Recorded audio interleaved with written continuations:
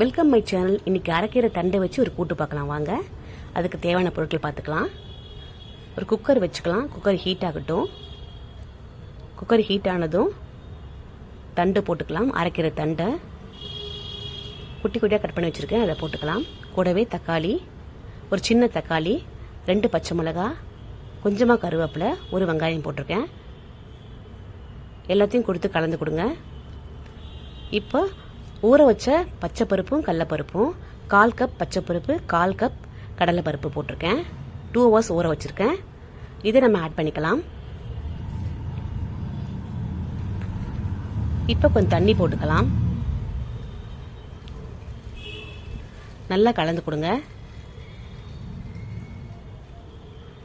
இது கூடவே கல்லுப்பு போட்டுக்கலாம். கல்லுப்பு ஆட் பண்ணிட்டு நல்லா கலந்து கொடுங்க.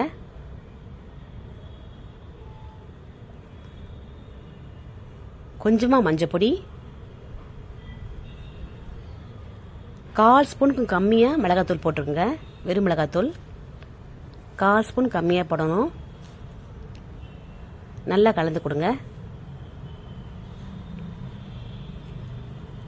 இப்போ லிட்டு போட்டு க்ளோஸ் பண்ணலாம். 3 to 4 விசில் வந்தால் போதும். பருப்பு நல்லா குழைய வந்துடும்.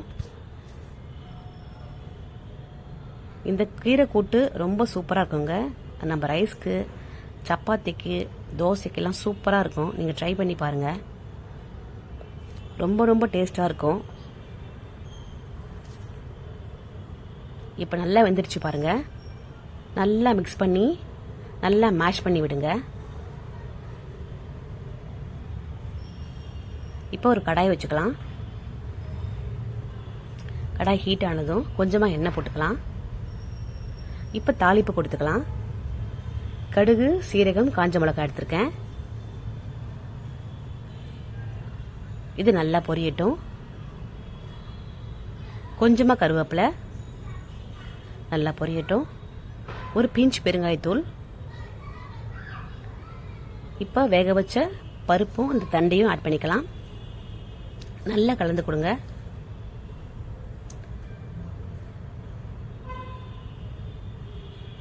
திக்காகணும், கொஞ்சமாக திக்காகணும். நல்லா கலந்து கொடுங்க.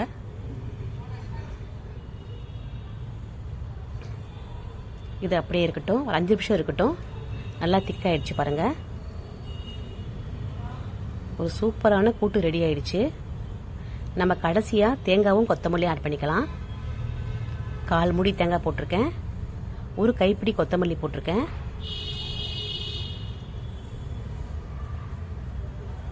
கலந்து கொடுங்க. ரொம்ப ரொம்ப டேஸ்டியான அரைக்கீரை தண்டு கூட்டு ரெடி ஆயிடுச்சுங்க. தண்டை தூக்கி போடாமல் இந்த மாதிரி கூட்டு செஞ்சு பாருங்க. ரொம்ப ரொம்ப டேஸ்டாக இருக்கும்.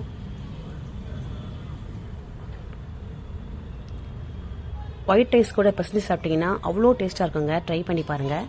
இந்த வீடியோ பிடிச்சா லைக் பண்ணுங்கள், ஷேர் பண்ணுங்கள், சப்ஸ்கிரைப் பண்ணுங்கள் ஃப்ரெண்ட்ஸ். தேங்க்யூ.